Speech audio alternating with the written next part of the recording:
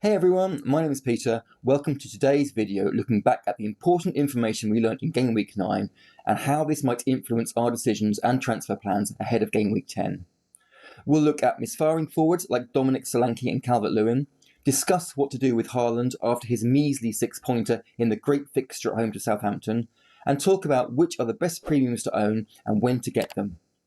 If you enjoyed the video, please hit that like button and subscribe. Now let's get into it. So, I hit the big triple captain button last minute on Haaland this week, and it's fair to say that didn't go as well as I'd hoped. Despite putting up a massive 2.33 expected goals, Haaland found the net just once, returning only 6 points.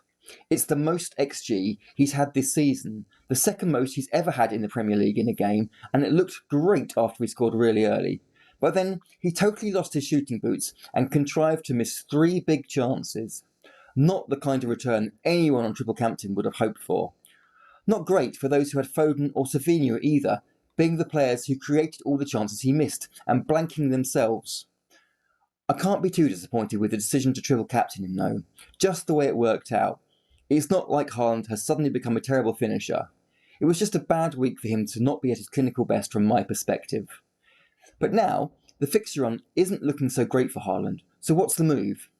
Well, there's certainly no rush to sell him. Bournemouth away, followed by Brighton away, are decent fixtures. He's just scored after blanking in the previous 3, and it's highly possible he goes on another great scoring run. But he's not the only premium who scored in Week 9. Saka's back from injury, and he scored within 10 minutes of his return against Liverpool.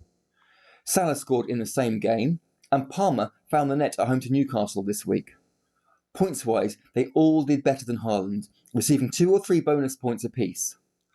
Haaland missed out on bonus due to missing too many chances. The other premiums simply didn't get enough other chances.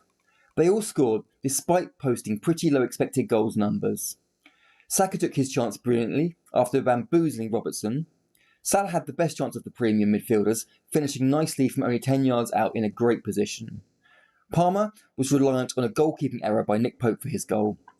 He did create a great chance for Mudryk though, who failed to hit the ball cleanly, and was minimally offside early in the game when he tucked the ball away beautifully, so lucky with the goal, but unlucky in other situations not to get attacking returns. All 3 of them have massively outperformed Haaland over the past 4 weeks though. Palmer with 43 points, Salah with 35, and even Saka with 28 despite missing one of those games. After Haaland scored only 12 points in the same period, it's not surprising that so many people are talking about selling him and investing in the other premiums. And there's nothing wrong with that move. Taking out Haaland gives you a much more balanced squad. Is this a good week to make the move though? Well, Salah's next 3 fixtures against Brighton, Villa and Southampton look nice from an attacking point of view. Brighton have conceded 10 goals in the last 5 games, including 2 in the last 5 minutes at home to Wolves in Week 9. Their defence has started conceding chances at an alarming rate compared to the start of the season. And just to compound matters, Lewis Dunk, their captain, and one of their key defenders, has been ruled out for the next 3 to 4 weeks. Villa are a tough nut to crack. Their expected goals against is exactly 1 per 90 minutes so far, the joint second best in the league alongside Manchester City. Southampton, despite the slender defeat to Manchester City this week, continue to leak chances left, right and centre, so that's a great fixture for Mo Salah. I'm not quite so keen on the Palmer move this week. It's the home game against Arsenal in Week 11 that puts me off personally.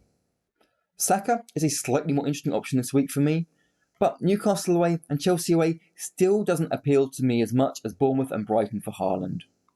After that, Saka's run also becomes pretty good, and the combination of him and Palmer from Week 12 onwards in particular just looks great. The thing is, we can't just fit all the premiums into our team at once. It's very knee-jerky to want to ditch Haaland after his poor form recently, especially with the other premiums outperforming him. I get the desire to make a move. It just doesn't feel optimum to do it right now. It makes sense to me to get the Arsenal v Chelsea game out the way in Week 11 first before making those transfers. Then, taking Haaland out for a cheaper striker, perhaps a Jackson or a Cunha. Get yourself 2 premium midfielders, maybe 3 if you can stretch to it without harming the rest of your squad. Of those, Palmer is the number 1 option.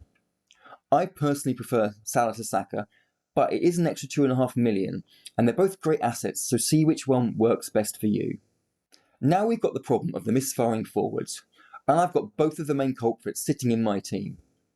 Calvert-Lewin has blanked 5 times in a row now, despite racking up 2.24 expected goals.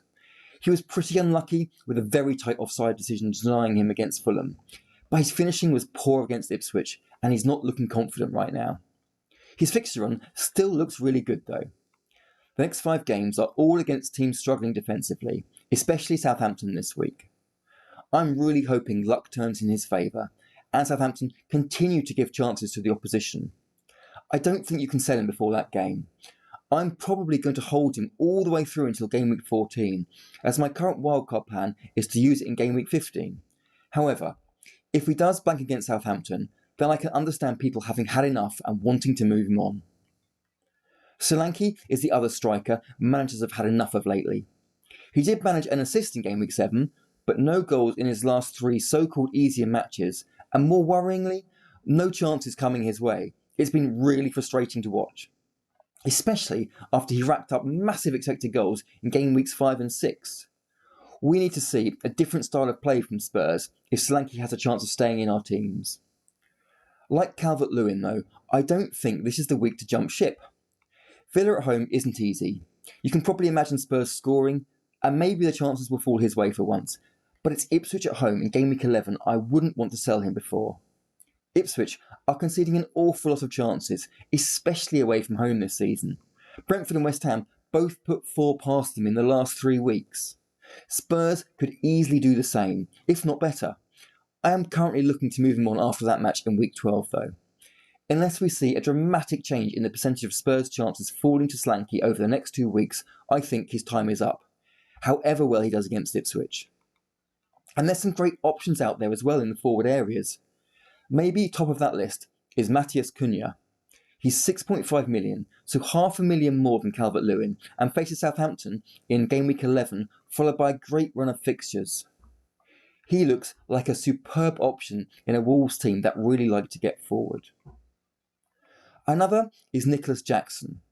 At a similar price to Solanke, his great run of fixtures conveniently starts the week after Spurs play Ipswich. Chelsea face Leicester in game week 12, and then Southampton in week 14. And after that, the good fixtures really continue until late January. If Solanke's misfiring, switching to Jackson almost feels like a no-brainer. There's a couple of bits of big news on the injury front this week too. Gabriel of Arsenal had to be substituted just before the hour mark against Liverpool after twice going down with discomfort.